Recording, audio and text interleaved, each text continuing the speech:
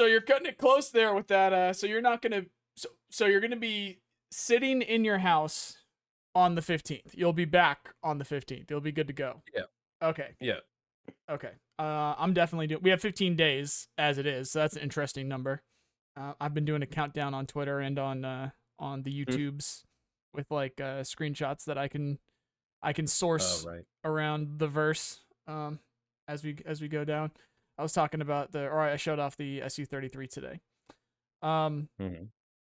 but yeah, but then did you say you were gonna take that day off or not? Cause stream Monday I'll probably wise, just be home earlier okay. And what day is because it's that? not gonna release in the morning We or are afternoon. officially So June now, so we are in the month of Broken Arrow. yeah. So we are almost Yeah. exactly 2 weeks away, 15 days. Um, so in 2 weeks, 2 weeks from now, I'm not going to be able to sleep. I'll put that on my calendar. Um, and that is a Monday. They are releasing it on a Monday, so that is going to be so. Sorry, say that again. Did you take that Monday off, or are you not? No, no, no. Okay, and then you're not going to take that Tuesday off. No, Tuesday I'll be off. So Tuesday until Friday. You're gonna have the whole week off. Yeah, probably. Oh, dope. Okay. Catching you up on my end of things. Karma Cut, Sacriel, Clean, Moy Dog, Airwing Marine, Devil Dog Gamer, and maybe Operator Drewski. All That's cool. interested. All of them want to play like a lot, especially Sacriel. Um, the other thing though, on my end of things and on their end of things, because we're in the same world on that side, which you're not. You're not. You play these games, but you know. Yeah. Dune Awakening on the 5th, potentially Arc Oh Raiders shit. on the 6th, and then I think there's something on the 10th that I'm forgetting about. But the Arc Raiders thing is significant. It's very significant because of its adjacency to the Tarkov verse Yeah. and the fan base and stuff like that. Yeah, I didn't Um, know there was a Dune Awakening coming up. Dune Awakening's the 5th. That's the full release, I Oh shit. believe, or early access release in some way, shape, or form. I'd like to be able to play that. I'd also like to be able to play Arc Raiders. Um, Without a shadow of a doubt, once the 16th comes up, I will be playing Broken Arrow for a month straight. That's it. On the 16th, starting the 16th.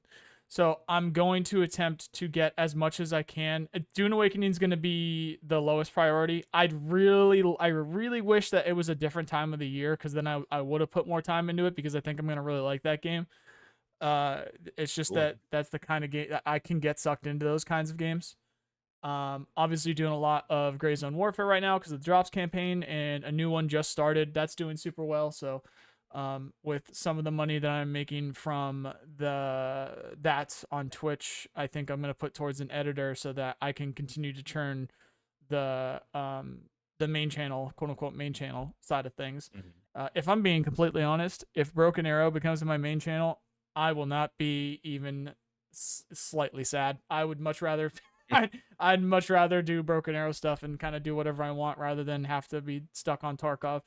I still now granted I still think about Tarkov all the time and I can't wait for release. It's just that I'm at that point and the games that I'm into, I'm not interested in playing Tarkov 24/7. I'm just not. And then I don't have that mindset or that not that even a mindset. I don't have that physical ability Yeah. or mental ability to just play the game constantly just for money, just for stream. I can't do that. So luckily there's that other stuff coming up. So you've got your work stuff, but you have that week off. I've Hmm. got other games coming up to it. So my game plan is I'm basically going to be live every single day for several hours. My goal is going to be 8 hours. So leading up to the Broken Arrow release, my Twitch will be active. I'll try and post what I can. So we have 15 days left of posting what we can otherwise. Um, I think maybe I can get 3 or 4 more videos out of what I have, perhaps. Perhaps. So that's on my end, and then you just have the one, but you're doing like these like deck review videos. How you Yeah, liking got a those? couple. How Just you, combinations and like just get like a platform ready. Also, just for myself to really look into them again. gotcha.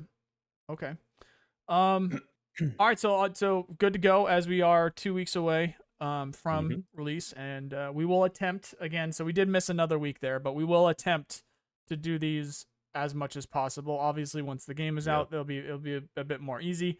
Our schedule's just it's turning out to be hell to line these up between me going live so that I can cover other games on Twitch and you being a fucking doctor. You're gonna have to. Should we continue to say it that way, or should we call you a scientist? What's the verbiage there? Scientists might be more specific. Yeah. Yeah, true. You being a literal scientist, you're busy. Yeah. So it's turned out to be real difficult.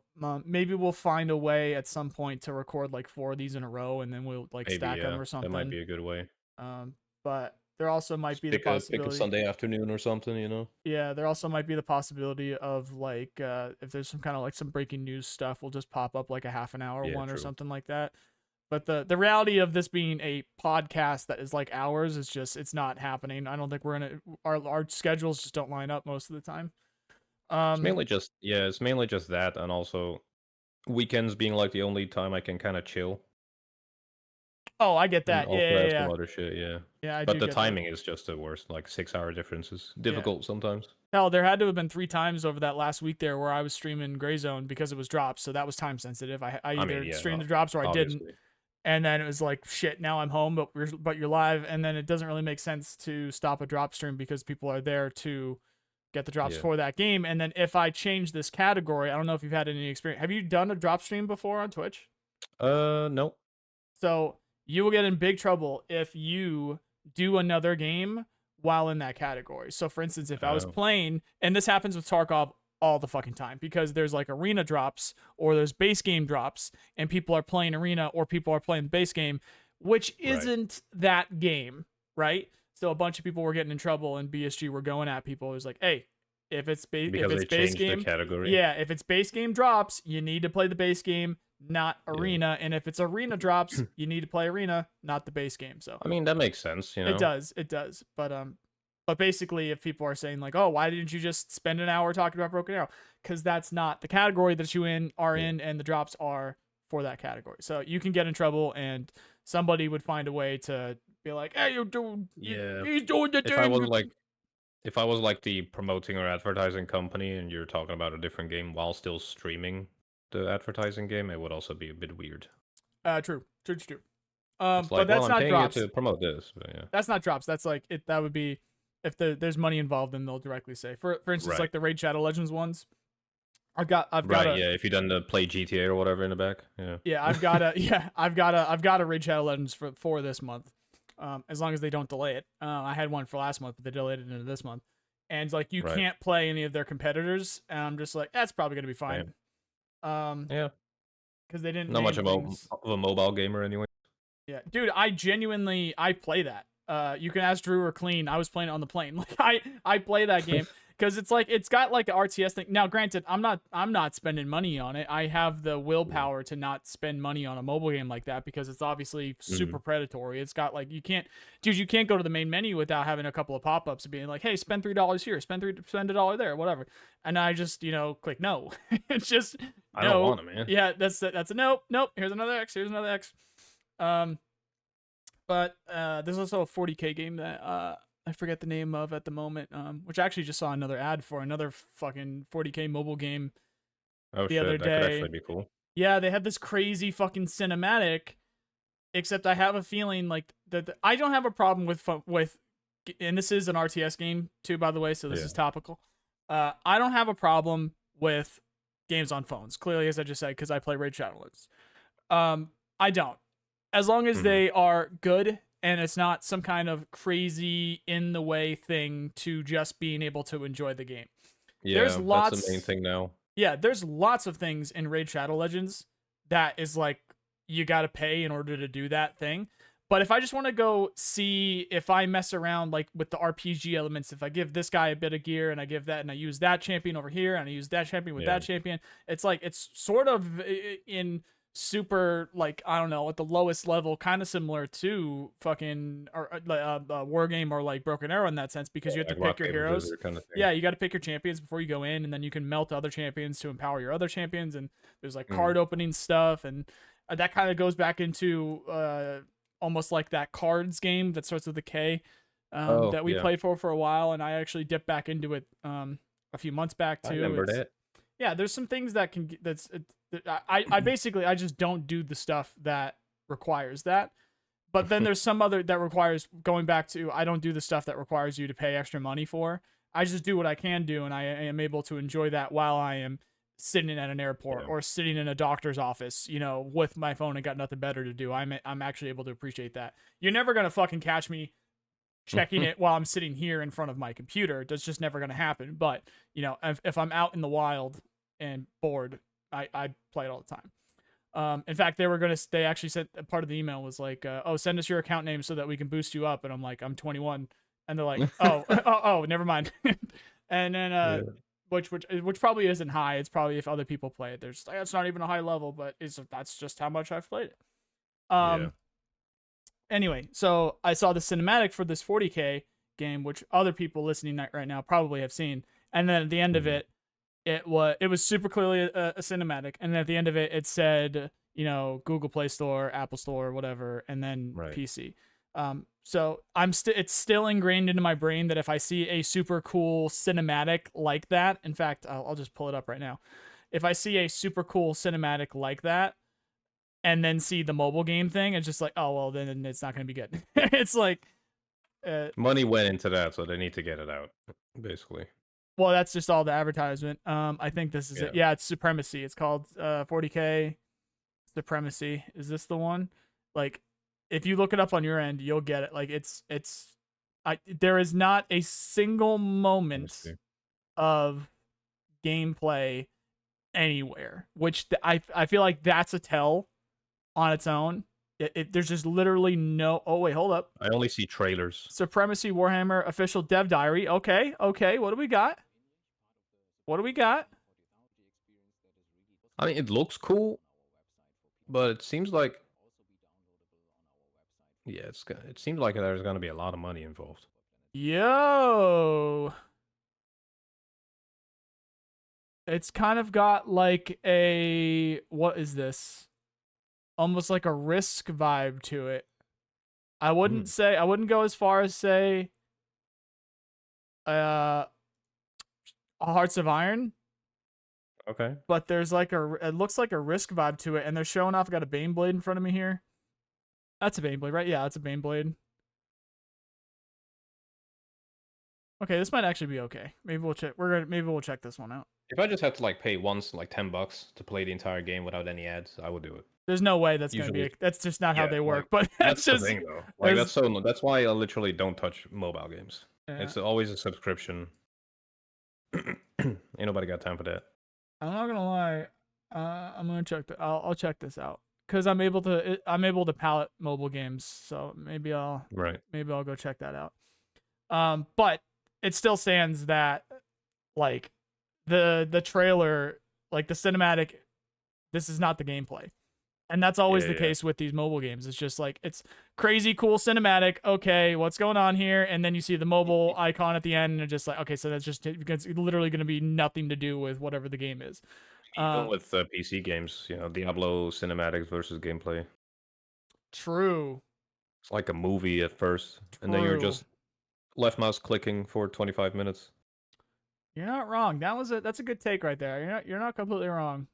It's kind of where most of the money went with those games nowadays. Yeah, there's a baseline understanding that that's a story. Like there's a significant story behind that game, and that's part of the story. Yep. So it's a bit different, but you're not. Yeah, that's a good take. That's a good take. I like that take. Anyway, the reason why we were bringing up something earlier, this obviously went on a crazy tangent here. Is right, because we've been busy, haven't found the time, schedules haven't matched up. Because I got approached by a Mr. Beagle, a Mr. LDE, who we've played a couple of times with, and he's been posting some videos up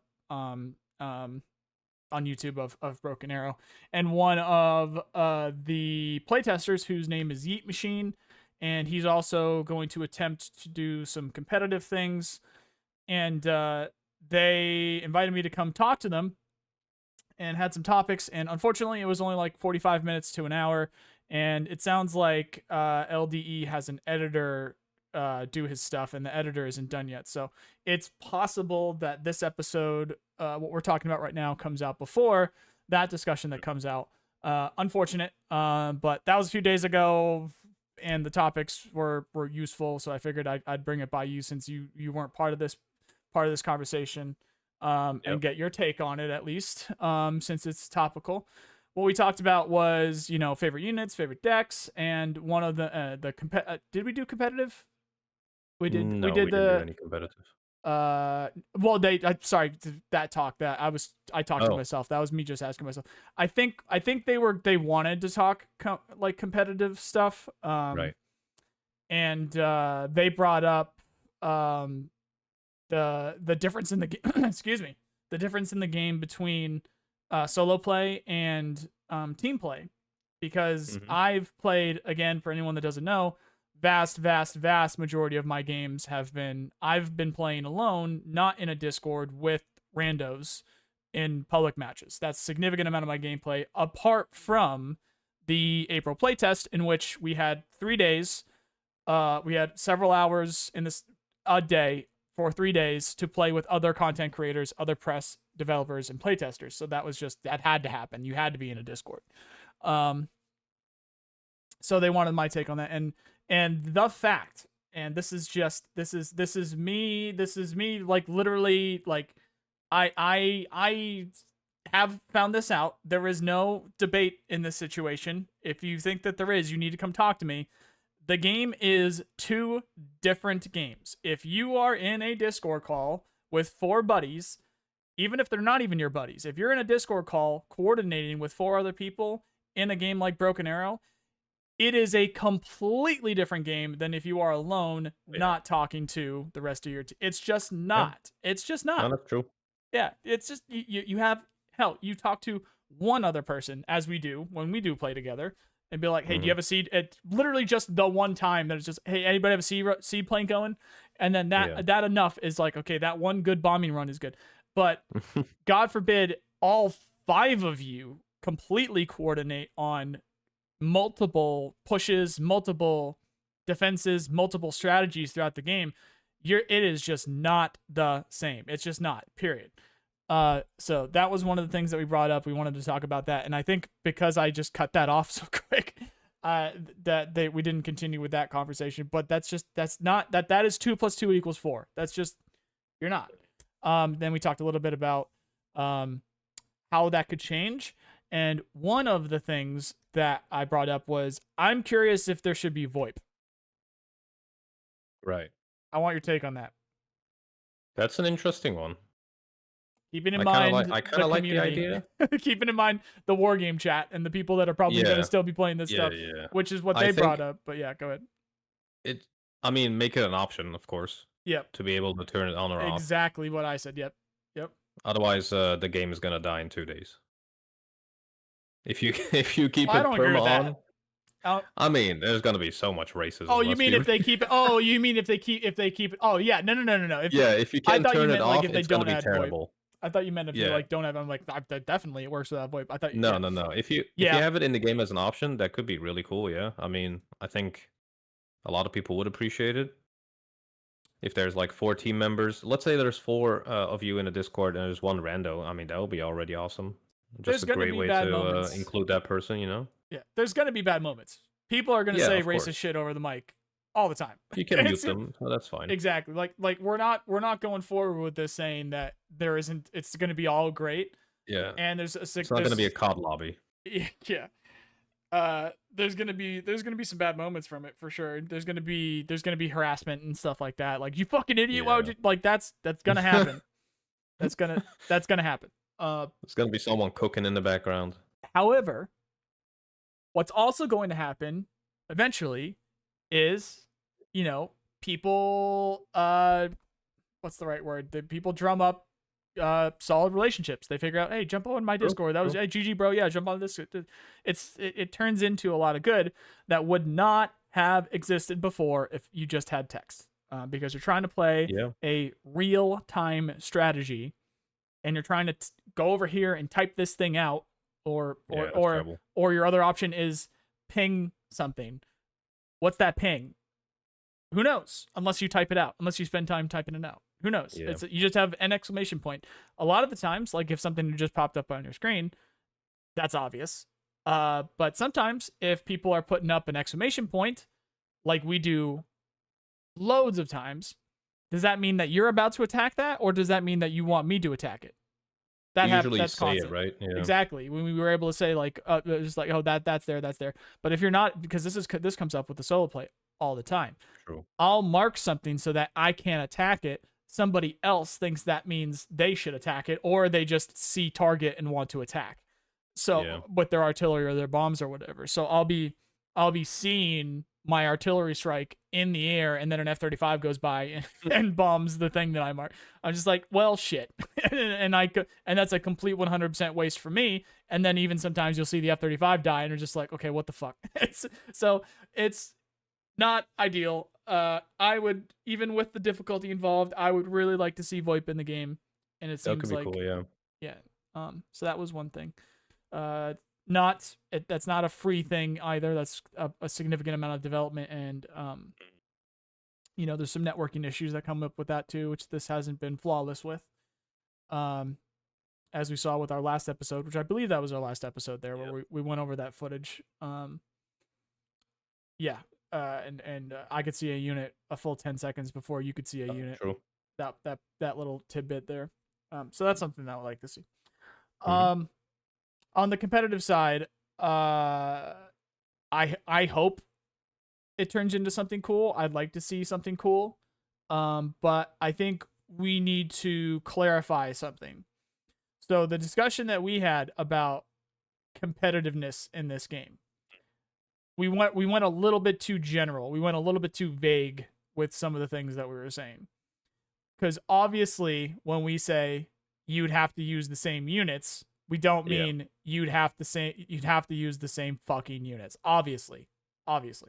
What we mean there is it would have to be some kind of close to, but not exactly. So this also happened with Wargame, if I remember correctly. It was red versus red, or blue versus blue. Yeah, it's too different. Like the difference between having map A versus map B, with you having slightly different decks, makes a huge difference. So you need to have predetermined decks to play competitively. I don't think, I'm gonna be very honest with my opinion here. I don't think Broken Arrow can be purely competitive, because for that both teams or sides need to have the same cards, and then it's just skill deciding how you use those cards. To be exact here, it's the same pool of cards, so that you can still choose which one you want to use. It's not here's deck number 1, everybody plays deck number 1. It's the same pool, and then you choose how you want to play that pool. Exactly, yeah. So just going purely by competitive definition, it is not a competitive game. You can make it competitive by, setting up tournaments with predetermined rules that are just to, make sure that both sides are relatively equal in terms of opportunities. But then to really shift the focus more to skill, because otherwise, if one goes spec ops striker and the other one goes airborne armored, I can already tell you airborne is probably going to win. So it's a bit difficult, but I think 1v1 is difficult to balance, but if you do multiple, like 2v2 or 3v3, it's a bit more easier, because then you can kind of just, smooth out the rough edges of both parties not being perfectly balanced in terms of what deck they have, that kind of stuff. Yeah. But I also had this discussion with Bacon. It's very difficult to balance, make games like this competitive. Even in Wargame, even if you had the same exact deck, whoever starts on one part of straight to the point map, I don't know if you remember that, probably is going to win, because they just have the better landmass and better road connection to the middle zones. Right. That kind of stuff. So the maps also make a big difference. So if you perfectly mirror the maps, give both sides the same deck of cards, but they can decide which one they use and how, then I would say it's really competitive. Right. Because in my opinion, it just can't be fairly competitive. It can be competitive, but it wouldn't be perfectly equal, you know? Yeah. Just on the specific, I'm nitpicking here. Yeah. The decks that you chose there in particular, those are pretty even actually. The striker SF, because again, for anyone that didn't know, Bolt didn't get to play the last test very much. Did you get to use the strikers? I forget what you used in that second game. I'm not sure. I think I So used.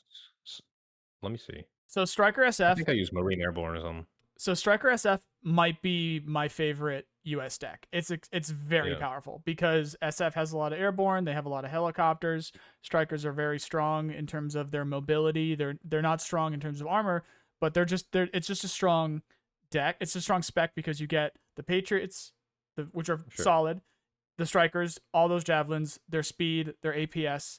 The infantry are very good because of SOF. The planes, you get the stealth planes with SOS. With SOF, you get the stealth drones.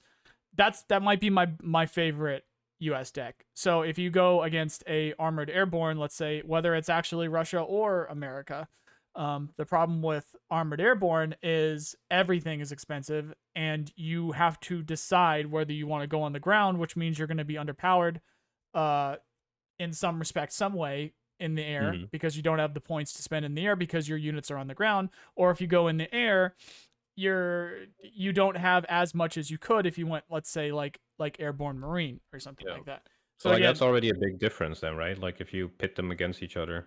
It is a significant difference, but it's swapped. I would say a striker SOF will almost certainly be a armored airborne. That was why I brought that up because of the differences. Armored airborne is technically the strongest for either because you have the best of both worlds. Both of those, for both nations, you have like some of the strongest AA, some of the strongest planes. Not so much for the U.S., but still some of the strongest planes.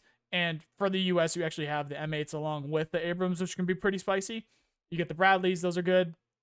You get the F-15Es that you can make super cheap, which are good for spamming. And then you also get the M270s on the armor side, which means that if you spam those F-15Es, figure out exactly where their air is, and then you cluster them with the M270s, you're going to wreck house, except where are your points being spent as well? Because that means you're also an armor deck, which means if you're not using those points on those Abrams to hold the line or push, how's that game going to go? So it kind of creates that dilemma. And the exact same thing goes for Russia as well, because their airborne is very strong, but also you still need to push. And they also have the very strong T-15s and some of the heavier tanks, and the infantry are very good too.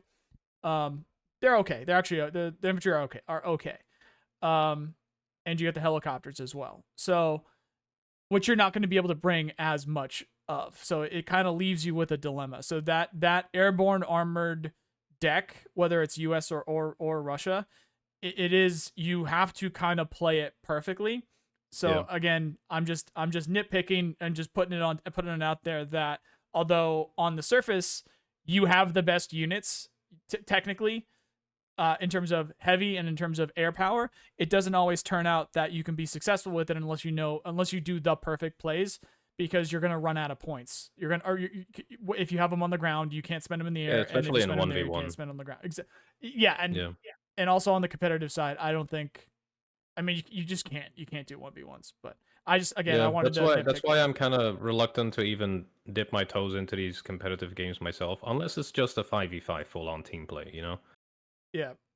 I think only then you can, kind of balance it with just whichever decks you decide to go, because you kind of just can't go with pretty much any combination, roughly. Well, not every combination, but you know what I mean. But in a 1v1 or 2v2 setting, it's very difficult, and you would have to set up very, not strict rules, but clear guidelines. What is not, what is also isn't allowed, but also which decks you can only pick from, or which specializations you might be able to combine, just to make it fair and equal, I guess. Basically, I'm looking forward to it, though. Yeah, it would have to be pretty significantly far away from the game that any public person can Yeah, play. absolutely. There need to be like gentlemen's rules. There need to be banned things, like maybe even players choose what can be banned, what can't be banned. Like max 4 RD pieces or whatever, like dumb shit like that. Exactly. It'd have to be like stuff like that set up. Which is why we're talking the way that we're talking. We're basically seeing it otherwise, as, I'm not dipping my toes in that. I remember Steel Division 2 tournaments that ran every week for some freaking reason. There was like a new one every week. Man, it was just you kind of pull out the cheese in those tournaments. So yeah, you need some rules. The only clips that I saw from the only tournament that exists of Broken Arrow is a Russian player running around with helicopters that sweep through the lines. Like that's what that. Yeah, I mean, like what are you doing? I used to be a scumbag in Airland Battle when I did ranked. I would just have heavy hogs go to the spawn and that's it. Like you can do it, you can cheese it, but it's not really,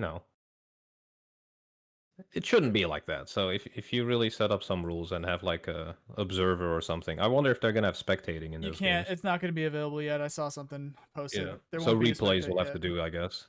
Yeah. Or someone just streams and someone spectates. Yeah. Because I'm actually, they have a couple of Discords for. Remember, I mentioned it before. I've been approached by 2 different people about doing the competitive stuff. I'm in their Discords just to see what they're up to.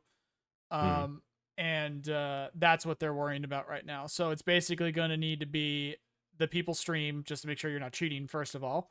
The people stream, and then the narrator or the person watching just goes from stream to stream.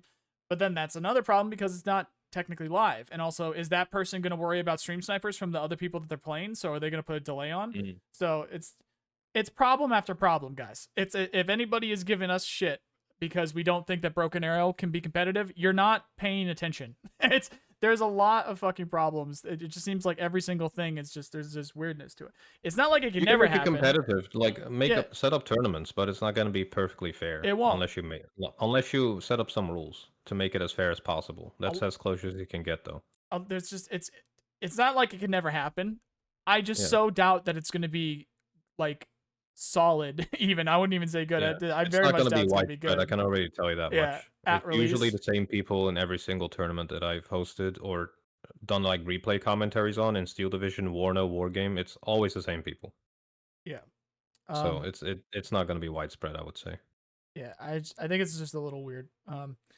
So moving on past that, we have another topic that was brought up over there, which I kind of want to get your take on, and something that we've dabbled on, that we've discussed a little bit in the past, is the new user experience. Right. So we wanted to talk about like what should new users do, or what should new players do, and do you think that this game is approachable? So I brought up the fact that I've had so many people talk to me about how Escape from Tarkov was their first PC game because over COVID, that's when it blew up. Their favorite streamers that they would watch for Warzone or Fortnite or whatever would eventually start to play Tarkov.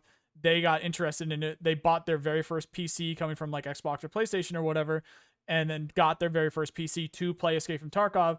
And now Broken Arrow, no shit, is their first RTS because they're seeing the stuff that whether it's me or others posting about Broken Arrow and saying, yeah, I'm going to try Broken Arrow. I've got Clean, who does not play strategy games, and he's probably going to be distracted because there's Arc Raiders and stuff like that. He's got other games that he really should focus on and probably will, but he heard me and Sacriel talking about Broken Arrow pretty much constantly the last week or so when we were playing Gray Zone, and he's like, okay, I definitely want to play, and I want to try it. And he does not understand anything about the game, but he still wants to go head deep into it. Like he still wants to dive in, I mean. And Karma Cut, big squad guy, has only played the single player. Super excited. Been talking about that a bunch. And he's even building his own fucking tactical shooter, Bellum. So he's super busy guy. And he's super into first-person shooters, but he wants to get into Broken Arrow. And then another squad guy, Moydog. Moydog is super interested in it. And he just with family and the timing of it all, he's never actually gotten to play any of the playtests. Right.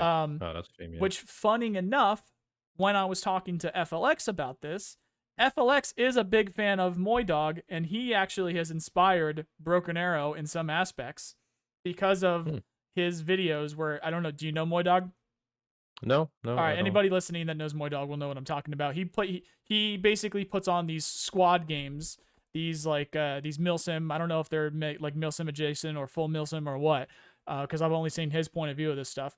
But they're squad competitive games, like milsim-esque. It's PvP, where he's in the sky and he's spectating and he's seeing like the challenger flanked the leopard flanked this warrior or whatever, or this T-72 or whatever. And it's like, if you look up Moy Dog, you'll see it. Super cool videos, really, actually genuinely really cool videos. And Felix is a big fan of his, and because of his eye in the sky videos of these fights in squad, he actually influenced Felix on what the scale should be. How far should you zoom in? How much of the battlefield should you see? So that was funny enough to like learning about that. And Moy, on his own, was very interested in the game and wanted to get into it. So right now, our squad here is obviously you and me. We've got our friend group, but in terms of content creators, Sacriel, Clean, Karmakut, Moy Dog, and then we got Airwing Marine, Devil Dog, which have been around the whole time, Vulcan, and Beagle, LDE, all these guys. So we got a solid fucking group to play this game. A lot of them are newer. I'd say like half of those guys are newer. Like they don't really know what they're doing, and we're gonna need to teach them. And Karmakut's already in. I've already discussed this with him. He wants to get into it. He wants to learn what he can. And same thing with Clean. Sacriel definitely knows his shit. Obviously Airwing does, LDE does, Vulcan does, all these guys. But we got a pretty solid group of like this little, content really creator thing that's gonna be going on, where people are going to be able to learn from when we are playing, because we will be playing with people. If we do, assuming we're doing these Discord calls and whatnot, we're playing together, but it's going to be with people that haven't played yet. So the new player experience is going to be, experienced for a second time, basically with these guys, with these friends that are going to be playing for the first time alongside us. We're going to learn for sure whether or not it's easy or not. I am of the belief that it doesn't exist and it needs some significant help for people that are not content creators and going to be able to play with people that have thousands of hours in these games or hundreds of hours in the game already. Yeah. So that was this took me a while to get to this point, but that was going to be the topic. The new user experience. I think it doesn't exist for multiplayer, and I think it's a little bit too little on the single player side of things. You'll get there. You'll be able to play the game. You'll be able to learn. You'll be able to complete the campaign first time playing single player. I believe it literally doesn't exist for multiplayer. That's my take. Can expand on that. I want your take. I mean, there literally isn't any help with multiplayer. That is true. The only thing that got close to it was a demo mission during the first open beta. But that really only taught you how the game kind of works and what units kind of can do, but there's no help with multiplayer whatsoever. It's kind of just getting into the frying pan, getting cooked, which means getting beaten to death in like 10-15 matches before you kind of realize, oh, okay. So taking out a plane is a good idea if you want to take out their plane. Just naming one small thing. But yeah, there's just nothing to hold your hand when you go into multiplayer. That's kind of one of my worries as well when it does release. I just hope people are not immediately demotivated when they might be up against a team of, 5 of us that have played the game since the beginning, and they lose very badly, although it's not our objective to make them lose badly, but, it just happens. That they don't get demotivated and like, oh, okay, so that worked. What they did worked. Let's try to do that ourselves. But yeah, there is no support base, to put it shortly or briefly. Which on that point, we are getting a reset. Everybody's getting a reset for release. Everybody's ELO and score go. Yeah. Well, going back to what you said a second ago, that's gonna happen. Mm-hmm. People are going to get in Discord with their buddies that have all played thousands of hours, if not hundreds or whatever. And they're going to be playing people that have played for the first time, because it didn't used to be the full case before, because they actually did have some matchmaking things tie into even the the public games. There would still be an aspect of that, unless I'm completely wrong and misremembering this, which wouldn't be the first time this week that I've done that. could just be completely misremembering this, but I believe even the regular non-ranked games still had an aspect of level if they would try to even out the levels or whatnot, unless it was a forced team versus forced team. Like if you were in a Discord call with 4 of your buddies that have never played the game before, and you're gonna go look for a game, obviously you're gonna run into people that have played the game before, and if it's a full team, then you try to stack full team versus full team. That happens. But Joe Schmo just looking for a game, you're gonna eventually fight at least a 3-man to a 5-man. That's gonna be together in Discord call and have played thousands of hours, and they're all gonna be level 1. That's gonna happen on day 1. Exactly. So in the beginning, if you're up against those like more seasoned gamers, it's just gonna be a on day slightly 1 demotivating time, and you're gonna think, okay, there's just too much of a skill gap. Why should I even try?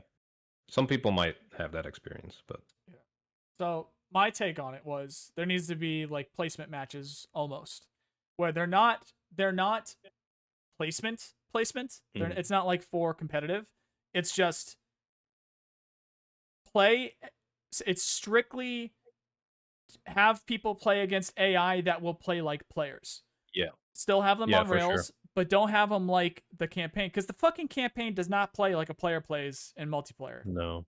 They just don't. And there's like a story to it, and it just you do your helicopter insert and all that stuff. It's cool, but it's not gonna teach you multiplayer. It's not at all. At all. Yeah. It's just not. So get some AI in there so that they play like a player would. Hell, I'd even take the shit that we had with fucking Wargame when we played against the AI, which at least they go down a road and use the units the same sort of composition that you'd get with players, and they use bombers and stuff like that. They use planes and stuff. Like with the single player, most of those missions you don't even fight a plane. You do in the tutorial, but I don't remember the last time I had to shoot at a plane. I don't think if we ever did of any of the single player missions that I've seen. I don't think we had to shoot at a single fucking plane. No, only when they were taking off in one mission, and in the demo you had 2 helicopters to shoot at or something. That's it. Yeah. That is not the case. There's no air-to-air combat at all. Yeah, that is not the fucking case in multiplayer. In fact, the very first moment, the game starts, the sky is going to be filled with planes, and you're going to be like, what the fuck is this? What? There's planes? You're going to be like, there's planes in this game? And it's like, if that's your first experience, and you're just be like, I guess I'll go forward. Meanwhile, they're sending out an SU-24, because if they don't play these games and they're not autistic like us, they're not going to know that's a fucking bomber or a seed plane and not know that that's not what you do. And they lost it, yeah. Yeah, because the reason I bring that up in particular is because one of the press matches, which I don't know who it was, but I saw somebody getting flustered that they couldn't kill a F-15 that was out of ammunition with their Su-24. It's because he was too far and he had R-60s and seed missiles on it. He didn't know that you can't shoot it. And that's press. That's being paid to come and check this out. At least I assume they were being paid. We didn't get paid because we were going to fucking play it anyway. But anyway, assuming they're paying those people. Yeah, I mean, that's always, I think we discussed that a couple times. That has always been my main worry when the game is fully out. But then again, 99% of everyone that is gonna get the game, that is gonna play the game at full release, isn't gonna be people that were invited to the playtests. So that also reduces the chances of them encountering a fully, jacked out team. True. That has played for hundreds of hours. So, but it's also our responsibility that if there is a main, like a game chat, lobby chat, and we encounter names that we're not familiar with, maybe we shouldn't pull the cheese and just mass arty them, or maybe say, okay guys, we are quite experienced, but just try to learn what you can or whatever. But most people aren't going to do that. I would like to do that.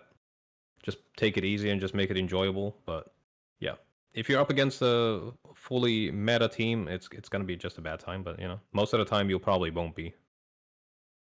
Yeah, no, true. So I'm not too worried, but I'm just cautious. If I'm in a 5-man team with you and others like Jack and whatever, and we're up against people that obviously have no idea what they're doing based on which decks they've gone with, if you can even see that. Maybe we won't do a 3K airdrop with all 5 team members. Just to make it Maybe less you cringe. won't. Jack will. Yeah, Jack will, but I'll just Jack. try to. Yeah, I'll just try to not be cringe, you know? Yeah.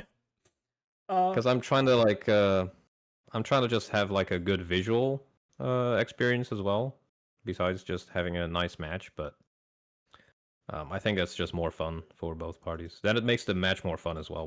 When you know the other person also had fun, it's like, okay, this was a good match. Right. But that's just me. Maybe I'm getting older. I don't know.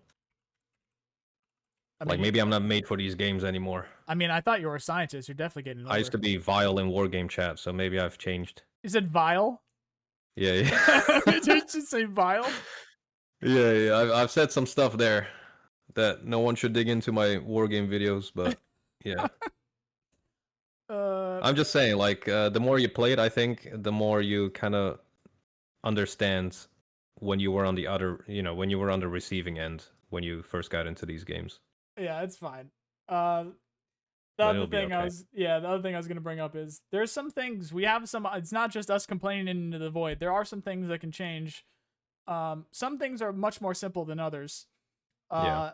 And one of these things in particular is almost certainly going to happen to be able to help new players. So if you guys are listening right now and you think that you're going to struggle, or if you are looking for ideas of something to do on day one in order to improve your gameplay, the very first thing, which I assumed was coming, but the talking points was brought up by Sacriel the other day, is he's worried that isn't going to be some kind of system in place so that you can just get into the game and test units, which is also fucking crazy. Isn't there going to be a skirmish? Exactly. So I don't know if there's a skirmish mode, but there's going to be like scenarios, and there's going to be mod support, if you want to call it mod support. So I'm almost guaranteeing one of the first things that someone is going to do is like a sandbox thing in a scenario. Yeah, that could be so cool. like you can spawn in something that's another unit, and you can spawn in something that is you can spawn in something that's Russian, or you can spawn in something that's US, or you can spawn in, or there's something there that's like a target that won't shoot at you, that is like an Abrams, or something that's a target that won't shoot at you, that's like a Mi-24 that's flying around or something like that. You can go and you can pick a unit that you think is good to kill that thing and just see what happens. You know what I mean? Really cool, yeah. Yeah, so I'm even for me, I would love to test that out. 100%. I'm fully assuming that's going to exist.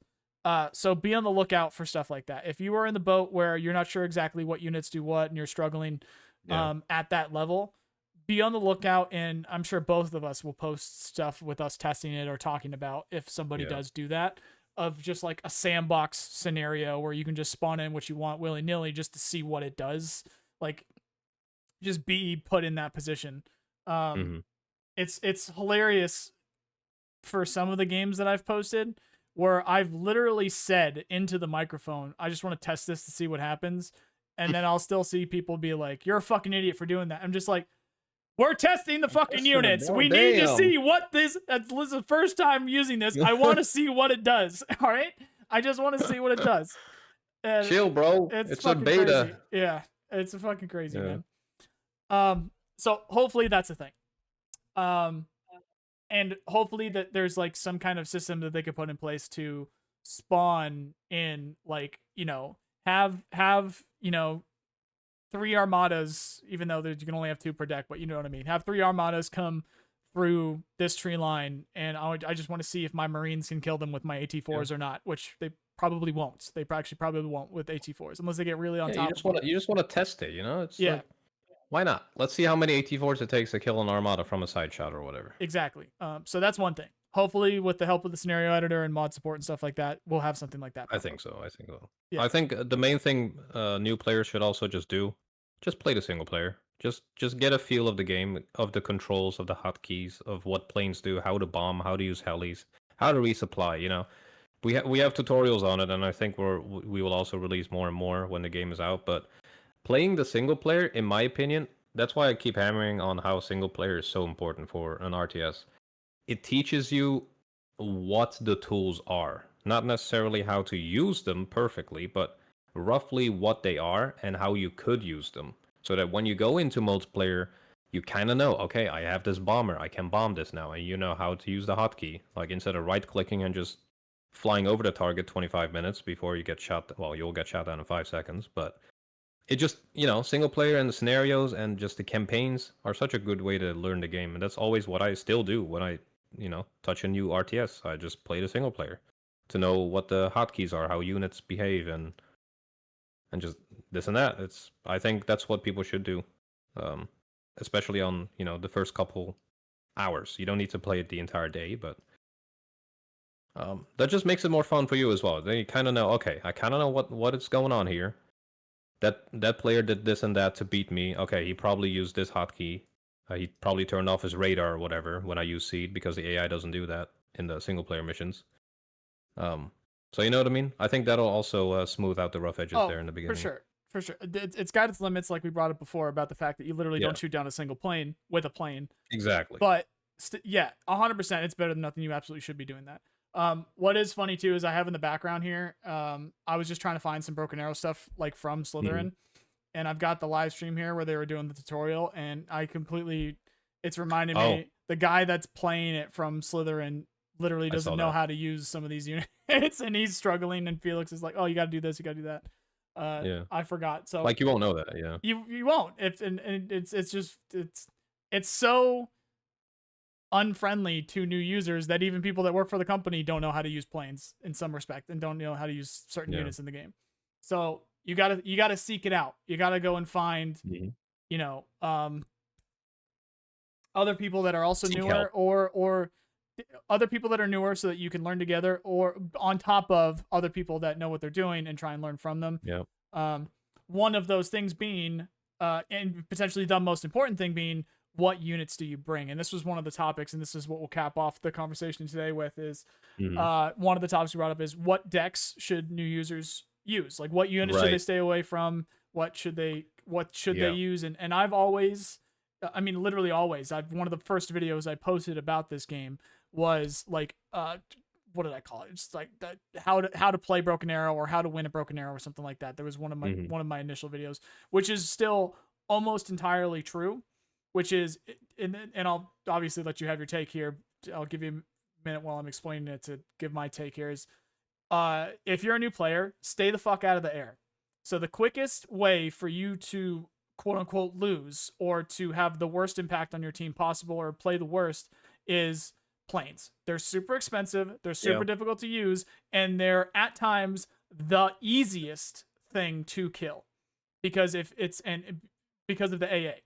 So if you are not understanding that there is a significant AA net up, you're going to call out a plane, and it's literally going to die before it does anything, and you're going to lose 400 plus points immediately.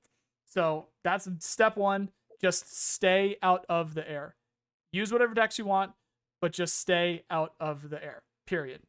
If you want to bring some like ASFs or whatever, and there's a lot of planes flying around, you just kind of want to shoot at something, go for it. And also, while we're on this subject, if you are just trying to enjoy the game, if you're just trying to play the game, don't let anybody tell you how to play the game. And this goes for me included.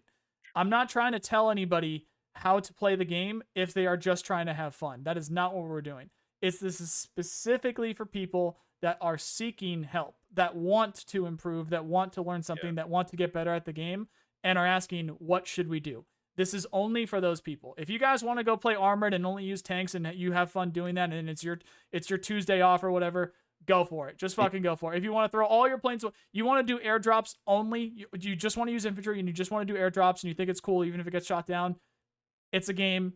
Have fun playing the game. Go for it. Yeah. That's the stupidest fucking thing that you can possibly do in the game, though. So keeping that, just to be clear. So if you are trying to get better at the game, don't do that. Don't do that. So stay out of the air.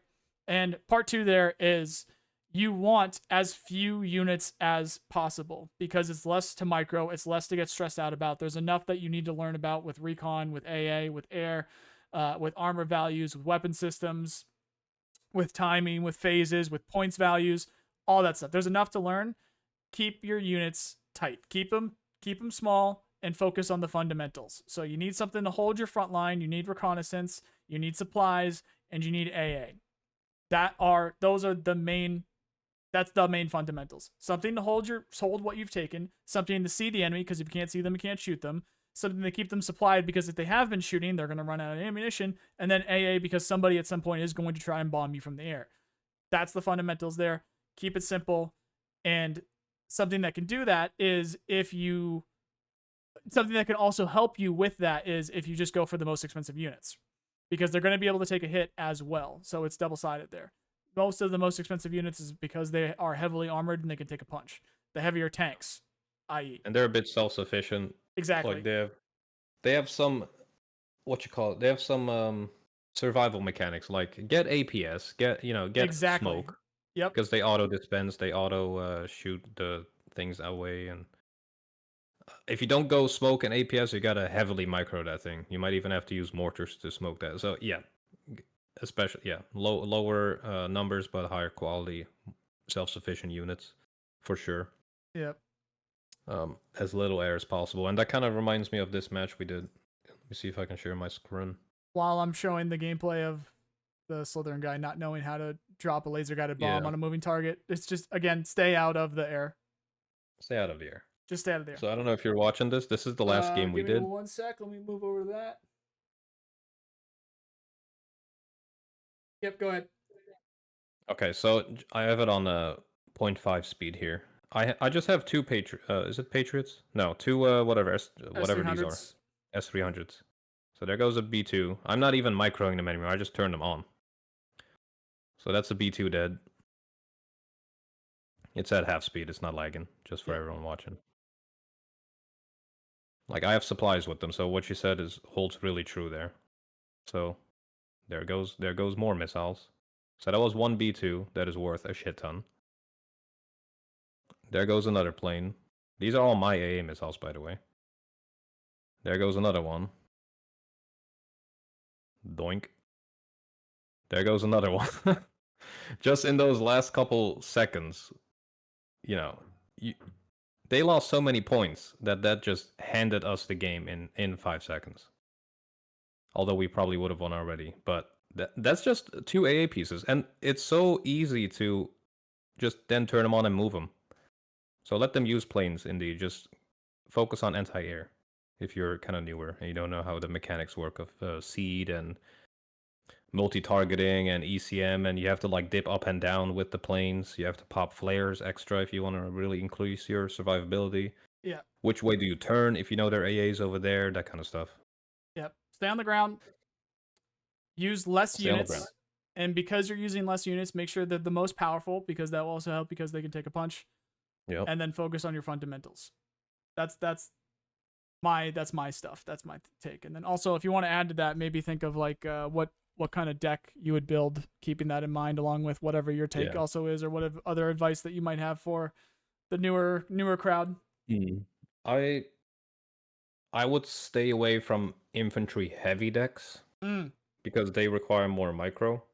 I will probably do something mechanized, so like something with Bradleys, for example. Bradleys, Abrams, and some light infantry, because the Bradleys with the APS and smoke, they can survive. Abrams are good survivable. I mean, this might be counterintuitive to how I like to play, but artillery is a good thing to use if you're not that experienced, because it is going to mess up whatever you fire on, and it's relatively low risk if you just move it or sell it. Make sure you move it after you shoot. Yeah. So I would say stay away from infantry and stay away from a lot of infantry usage. As you can see, most of my units are infantry. And stay away from very expensive air units.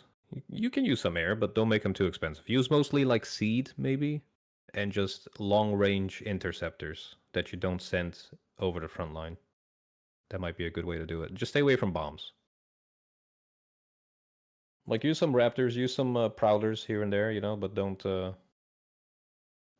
send in for a dogfight if you don't know exactly what you're doing yet. Yeah. What kind of deck do you think?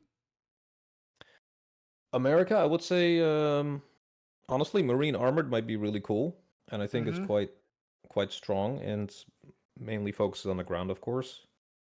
For Russia, I would say, I mean, I haven't played with it, but the mechanized motorized looks really, really freaking cool to play with. They're a little too light. Yeah, it's quite light, so it might be a bit too infantry heavy, but otherwise I would just say coastal armored, I think, is good because you have really good anti-air, you have really good tanks. Yeah, I would probably do coastal armored for Russia, and then marine armored for America if you're kind of new. That is the exact same answer that I gave as well on that topic for the call with them. Oh, nice. That's the exact same thing I said. That works then. It's very well rounded. You have planes, some they're not the best, but again, keeping in mind you shouldn't really be using too many planes. You got to focus on the ground. You've got infantry where you need them. You've got armor where you need it. You've got logistics where you need it. You've got AA where you need it. And something that can be slept on is on the reconnaissance side of things, the optics that you get with helicopters. And both of them can get some okay helicopters. I forget the view range on the Katran that you get with Russian Marine. I don't know if it goes up to 2400. If it does, yeah, it's definitely above 2K. That's for sure. It's at least 2K. Yeah, I can check. Was it Russian armored? You said? Russian Marine, the Katran. Let me see. So VDV, you're talking about, right? No. Russian Marine. Already got it. Dude. You got it? Okay. Shout out to B Armory. So I got it right here. It does work, yeah. Yeah, optics is 2.4. So yeah, you got 2.4. Okay. So while with the Viper, I believe it's only 2. It is only 2. What's the longbow? Longbow, I think is going to be longbow attachment. I think the longbow can go 2.4. I mean, from balancing standpoint, that is perfect. Yeah. So especially as Russia, you can use helicopters for reconnaissance. Just above your front line, just above and behind your front line, just as a little bit of extra eyes in case you catch something in the open, in case you have some helicopters coming at you, in case there's some other planes that are coming at you as well.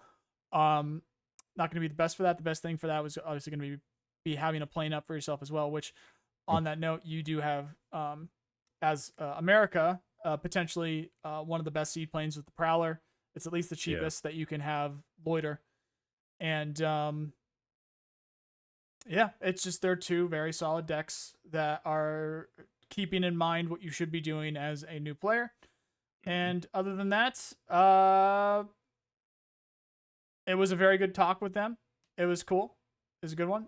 Maybe we'll have some of them on the podcast on this one at some point in the future. Cool, and I don't know when they're going to post that. This might come out before them. So, but stay tuned for that end of things. And yeah, that's what we got for today. We got 15 days left, boys. 15 days left. 15 days. I'm going to be live on Twitch pretty much every single day, whether I'm playing Gray Zone, Dune Awakening, Arc Raiders, leading up to the actual release. Clean staying busy over on his channel, which will be linked below. Make sure you go check out Clean. What am I saying? Bolt. I'm talking to too many people. Because I'm doing too many outros and stuff and whatnot. Look out for Clean as well. He'll be playing with us. But no, make sure you go check out Bolt. Make sure you go check out Bolt's channel. Now that I think of it, since I'm at home and off anyways, I might stream in the mornings and then just tune in for non-live matches in the afternoon and evening. No, do it. There will be a lot of shit to watch, that's for sure. Are you interested in Dune Awakening? I mean, it looks cool. I watched the Quisha play a little bit. It looks really fun. Base building and stuff. Maybe we can get some time in on that, but yeah. On my end, I think it'd probably be more beneficial if I go on the Arc Raider side before Broken Arrow, so I have something for the main channel. Right, yeah. Fill some time. But we'll probably find something. And we didn't even talk about the leaked footage. Oh, right. Maybe we'll do that. Maybe some more will pop up. Maybe we'll do that next week. Anyway. Yeah. Make sure to go check out Bolt's channel. It's linked below. If you guys are looking for Warno gameplay, I don't play Warno, and a lot of people do. A lot of people are interested in it. That's going to be Bolt's side of things, so go check that out. He's been doing those deck reviews, which we've been talking about. Go check those out. And he's also got that last game, which I think we saw a tease for a minute ago. That was the last game, right? Yeah, so we saw a little bit of a teaser on that last game there. So stay tuned for that. He'll post that at some point as well. So just make sure you go follow the man. Other than that, thank you guys so much for hanging out today. Really appreciate you. That's been the Debrief podcast, and we will talk to you guys later. Hope you have a nice day. See ya.